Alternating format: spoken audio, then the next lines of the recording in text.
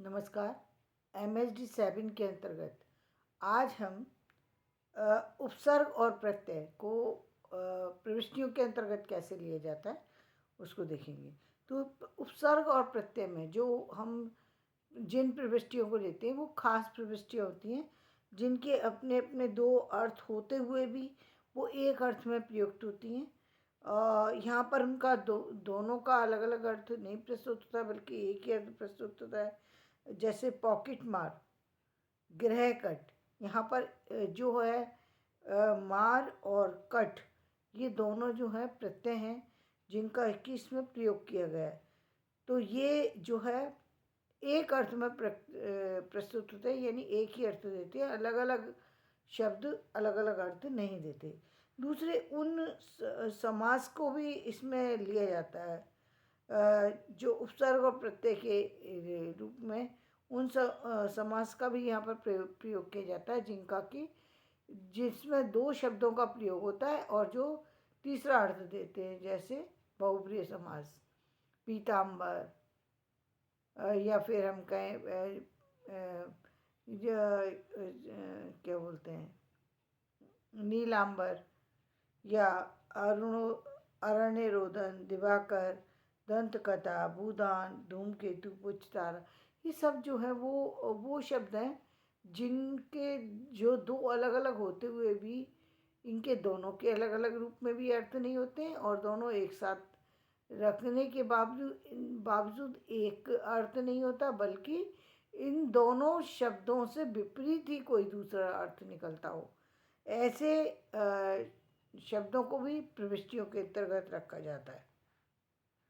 और इसके साथ साथ बहुशब्दीय जो है इकाइयाँ भी इसके अंतर्गत रखी जाती हैं। जैसे 420, 9 2 11, ये क्या है, ये मुहावरे हैं और इनको इसके अंतर्गत प्रयोग किया जाता है, जो कि नरम गरम बच्चों का खेल, इनका प्रयोग किया जाता है ताकि जो हमारी ये प्रविष्टियों में दिखाए जाते हैं कि किस तरीके से हमारे जो बहुशब्दीय इकाई जो होती है, यानी बहुपद जो होते हैं, वो कैसे हम उनका प्रयोग करते हैं।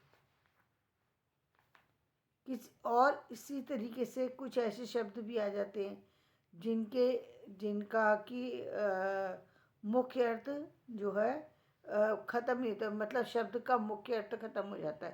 जैसे ठंडा पानी में सिर्फ कुल केवल एक ही बात समझ में आती है कि पानी जो है वो ठंडा है। यहाँ पर कोई अलग से ठंडा या पानी दोनों अलग अलग अर्थ नहीं देते बल्कि एक अर्थ को देते हैं। तो इस तरह के शब्दों का भी इसमें प्रयोग किया जाता है। कई बार ऐसे शब्दों का यहाँ पर प्रयोग किया जाता है जो किसी खास चीज़ के साथ जुड़ करके कोई नया अर्थ दे रहे होते हैं। जैसे नई छुरी, पुरानी छुरी, अच्छी छुरी, कीमती छुरी। अभी इसको बदल करके हम ऐसे भी बोल सकते हैं, तेज़ तलवार, तेज़ कुल्हाड़ी, तेज कैंची, तेज छुरी भी कह सकते हैं। इस तरीके से हम इसके प्रयोग को देखते हैं। ये पदबंध के अंतर्गत इन शब्दों का प्रयोग किया जाता है, जहाँ पर जो है ये पदबंध जो है, यहाँ पर पहला वाला शब्द जो है अपने जो उसको छोड़ देता है, अपने अर्थ को छोड़ देता है कि और दूसरे जो शब्द है उसके साथ जा मिलता है। यानी तेज धार, उसके तलवार की तेज धार के बारे में बात हो रही है, तेज के बारे में बात नहीं हो रही। तो तलवार, तेज कुल्हाड़ी, इस तरीके के शब्द हम इसमें जोड़ सकते हैं। लेकिन इसी में हम मीठी छुरी या मीठी तलवार इस तरीके का शब्द प्रयोग नहीं कर सकते, क्योंकि इसका एक दूसरा अर्थ निकलता है। तो इसका मतलब ये हुआ इस तरह के और भी कोई शब्द हो सकता है जो मिलता जुलता हो, इसी मीठी छुरी से मिलता जुलता हो, उन शब्दों का हम इसमें प्रयोग नहीं कर सकते। इसके साथ साथ कुछ कहावतों का भी प्रयोग इसके अंतर्गत किया जाता है।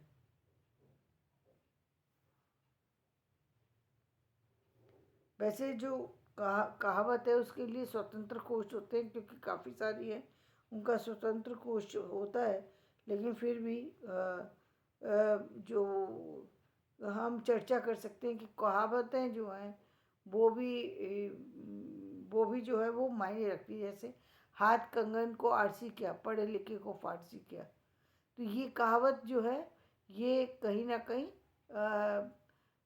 जो है वो हमारे समाज की जो है उस चीज़ को व्यक्त करती हैं जो जो जो चीज़ प्रमाणित करने में जहाँ असुविधा हो, वहाँ बताते हैं कि प्रत्यक्ष ज्ञान का कितना प्रभाव पड़ता है, प्रत्यक्ष प्रमाण का कितना प्रभाव पड़ता है, यानी वैज्ञानिक सोच का कितना बड़ा प्रभाव पड़ता है। कि जब हमने सामने किसी चीज़ को दिखा दिया हमने प्रैक्टिकल करके, तो फिर वहाँ पर कोई वजह नहीं बचती कि सामने वाला समझ ना सके। तो ऐसे शब्दों का, जो ऐसी प्रविष्टियों का प्रयोग भी जो है वो डिक्शनरी के अंतर्गत किया जाता है। कल हम कोशी प्रविष्टि की संरचना कैसे होती है इसके बारे में चर्चा करेंगे। धन्यवाद। मेरा वीडियो पसंद आए तो इसे लाइक करें, शेयर करें और सब्सक्राइब करें। धन्यवाद।